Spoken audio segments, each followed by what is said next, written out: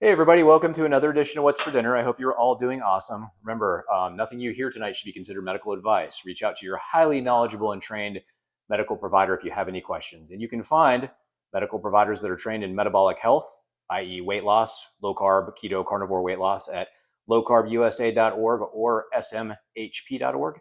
And if you're looking for somebody who's a hormone specialist, looking for them at worldlink.com. That's worldlink.com. Worldlinkmedical.com. Sorry, WorldLink Medical. Thank you. I forgot that. I was too busy thinking each one of those websites has a provider directory. Yeah. So look for the provider directory, put in your area code or your city and state, and it'll search for you. So hopefully you can find one. Yeah. All right. So what do we got going on here tonight? Well, you made a lettuce wrap with your burger. Yep, I sure did. And I kind of left this burger cut open so folks could see. I like to have a little warm pink center in there. So I leave mine a little bit raw on the inside just to make it juicier. But this today we bought, we went to Harder House. We bought the butcher's meat there and we got 70-30. So 70% protein and then 30% fat. All right. And with some pickles, Teresa picked up some fresh guacamole. And then we're having it on a lettuce bun. And then we have tomato and onion. And then we have store-bought eggs here with butter and cheese. Mm-hmm. And then Teresa, talk about your little pizza mixture. Yeah, it's just a good little filler and a little extra. And it's just a layer of Rayo's marinara sauce at the bottom and then mozzarella cheese, pepperoni, and Rosette's everything bagel seasoning on top. Yeah, rosettesmix.com if you guys are interested in finding any low-carb, or keto-friendly snacks and breads and things like that. And the Rosette's everything bagel mix is back here on the right-hand side. So you can see the little tube of it there. And then Teresa's burgers have the American cheese on it. And then mine have the baby Swiss. So we've kind of been doing the same thing a lot for dinner this week. We haven't really done anything extra. We have people in town, family in town. And we've had a lot going on this last couple of weeks and stuff too. It's been super busy. So we haven't been super creative. We've just been doing the simple, easy things that we know. But that's real life. And I was just thinking, oh my gosh, my sister's been here like 8 days now. And I have fed her steak and ground beef every night. Yeah. And I've not once thought, I wonder if I'm killing her or causing her heart disease. Yeah. I've never once thought that. So not at all. And this is our low insulin way of eating. So we're just trying to eat in a way that will not trigger a spike in our blood sugar, which would cause a spike in our insulin. Yep. And that will prevent fat from getting stored. Yep. So tonight, guys, we're going to talk about a theme. We're going to pick up where we left off last night. And the theme is going to be gaslighting part 2. Gaslighting. Yeah. We had a lot of comments. A lot of people were just chiming in, and it's really sad. But, chiming in saying, this is me, this happened to me. And or a family or a friend had it happen to them. And it's real. So we wanted to talk some more about it. Yeah. So I just thought last night so much more about it, but I try not to be very too winded. But I was just thinking how men and women are obviously different, and men are very simple, and not simple like in a, oh, you're simple way, but they just don't need much. So they don't know how to read our minds. And so they don't know that we need help or to ask for help. So I just want to encourage some of you men, if you're listening, just to make sure you're checking in. Because when the guys want to have sex, the women just worry about, are the lunches packed for tomorrow? Was there a permission slip for a field trip I was supposed to sign? Is it picture day tomorrow? Do I have laundry in the dryer? Like, that's what we're thinking about. So super important also to know your wife's love language, like I was talking about last night.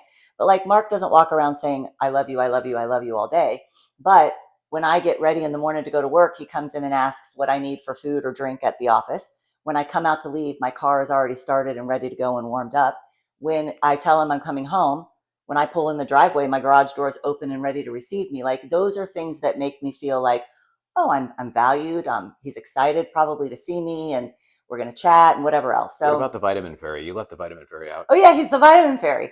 I totally say if he ever wanted to kill me, I would be by now, because I just take whatever vitamins he puts in little containers for me morning and night. So he's our vitamin fairy too. But those kinds of things, if that's your wife's love language, that means a lot. I come home and he's got, the patties all prepped and ready to go. He's got my bacon next to the air fryer because he knows I'm going to do that. I mean, it's just helpful. It's just helpful. If you want to have sex, men, with your wives, do the dishes, vacuum, give the kids a bath, stuff like that will make them much better. But again, husbands are simple. So sometimes you need someone to tell you that. But then all they start thinking about, last night's case study with that woman, by the time she gets to her 30s and 40s, he just starts thinking, she's crazy. And we're thinking we're crazy. We know we're crazy. I used to think, oh my gosh, I'm crazy. Like I'm a crazy old lady at 42. And I couldn't figure out how to not be crazy, how to not say things that I knew was just like, why are you saying that? And you can't bring them back. You can't stop it. So then um, this voice gets spoken over yourselves in your marriage, like, well, you're just crazy. You're hard to handle. I don't know what you want from me. I don't, and so then it just spirals. And then you continue to get gaslit at the doctor when you go. And so I was thinking last night too, after we hung up with you guys, I had my last patient of the day was someone that came in. She's in her late 50s. She came in super smiley. It was the first time seeing her after I put her on hormones. And I was like, how are you? I mean, like, she looked different. And she's like, oh my gosh, everything is better. My mood is better. My sleep is better. My energy is better. And I was like, that's amazing. I lost 20 pounds. And I'm like, yay. And so then I go fingering through my chart and I was like, okay, what about hot flashes and night sweats? Gone. And I was like, what about low libido and painful sex? And she goes, oh my goodness gracious, with a big smile on her face. Why doesn't everyone deserve that? Because she had been to other providers, GYNs, and they say what they say all the time. Hormones are dangerous. Hormones cause breast cancer. We don't do hormones. Hormones aren't standard of care. You're too young. You're too old, whatever. So why can't all of us have what that lady had yesterday? Like, Yeah. why? So we all deserve it. Everybody deserves it. And then I just think there's even more gaslighting in the system because a new study shows over the last 4 years, public distrust in medicine has gone from 80% to 40%. That's the most market decline in anything health related in 4 years. Yeah. We all know what that's from. Yeah. Yeah. A lot happened over the course of COVID. The way that the hospitals and the systems and the doctors and some nurses too and stuff, they treated people and the way things worked. Yeah. People became very distrustful of it. Yep. The other way you're being gaslighted is from 2020 to 2022, Big Pharma paid over $1 billion. When I told my kids, they're like, that's not a lot. It's 2 years. $1 billion in 2 years to influence the medical literature. Mm-hmm. That means the journals that your GYN opens up to look for hormone replacement therapy, they're influencing that. $1 billion in 2 years. Well, and those journals are also already written by the pharmaceutical companies. Right. So, I mean, it's already, scammed. So. But then they also paid like $64 million just to travel and dinners and all that other stuff.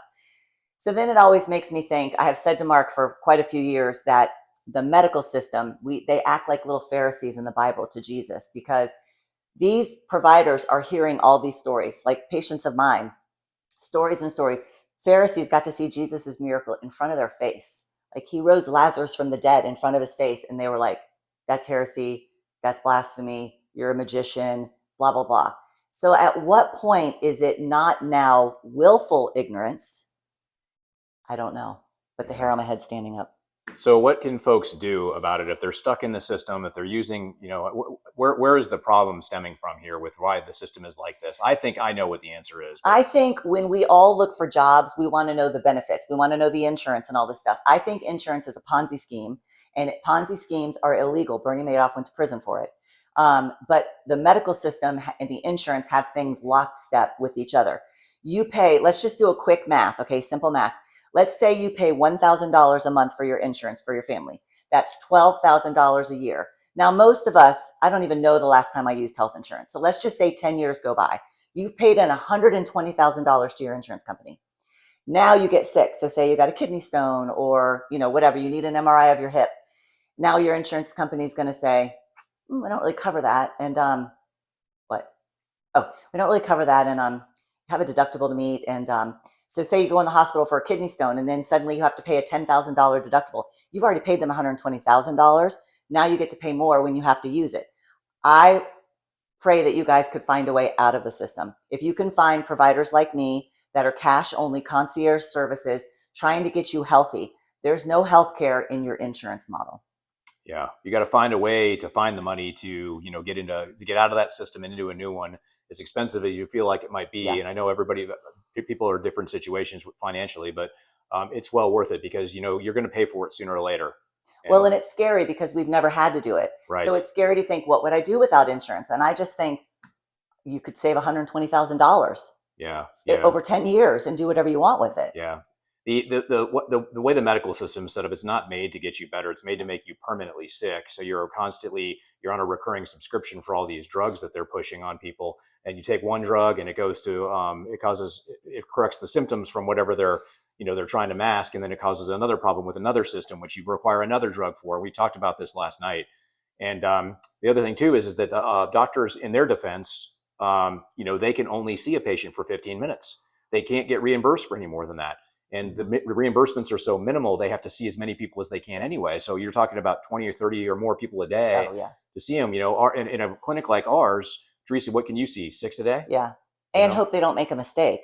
Right. Not like a cutting off the wrong leg mistake, but just like, oh, that's an interaction with that med. Or, oh, this could have been a diagnosis, but I missed it because I was distracted. Yeah. And now they have to do the EMRs for Medicare, Medicaid. So now they're not even looking at you anymore. They used to look at you and write notes, and now they're looking at a computer. I noticed that every now and then I go to the VA. I don't ever get real medical care from them. I go there when I need something, that I know already know what I need. And when I sit in there with those doctors, don't get me wrong, there's some good people at the VA, but I've not had great experience with them overall. Yeah. And they just sit there and stare at the computer. They don't even look at you. They're just typing the entire time you're talking.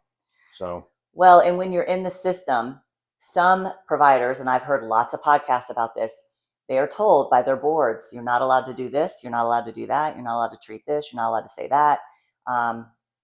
We're hamstrung by this so-called standard of care, but the standard of care is just a consensus of experts. I mean, Mark and I, we have teenage boys, 17. We could get together a consensus of a group of people on teenage boys, say 15 to 19. We could be experts. Yeah. We wouldn't go in the consensus to be for 3-year-olds anymore. So it's just a consensus of experts that are all working for the same agenda and people. Yeah. So the moral of the story is here, folks, because we're kind of getting late in the time, is stay out of the medical system if you can. Yeah. So take care of yourself, be your own advocate, start eating in ways that are going to be healthy and they're not going to cause you to get sick. Yes. Start changing, making all those little changes, getting good sleep, getting plenty of exercise. Remember, resistance training is what we want. Yep. And, go ahead. Yeah, I just want to say that we just need to get back to our community, our families and our community. That's how we were designed to be. Rely on each other. Don't rely on the government, the hospitals, doctors, all this other stuff. I want you guys to be close again with your people. Yep, for sure. And I just want to say a quick prayer for you guys. And what I got in my head was, even 1 year from now, someone's going to watch this video and it's going to be the prayer for them. But I pray for your guys' marriages, and I pray that you can become restored and whole again with whatever spouse, whether it's the husband or the wife. And I pray that bitterness and resentment just disappears in the name of Lord, the name of Jesus. Amen. Amen. All right, guys. So if you haven't already and you're watching right now, if you would do us a favor and just subscribe or like if you haven't already done so. If not, shoot us a little smiley face, give us some stars, any comments you do help or whatever. We're just anything you can do to help us with the algorithms if you feel that this is something that provides value to you. Yes. So as always, are you good with everything? Okay. As always, guys, we love you all. Love you. And we'll see you all next time. God bless. Bye. Bye-bye.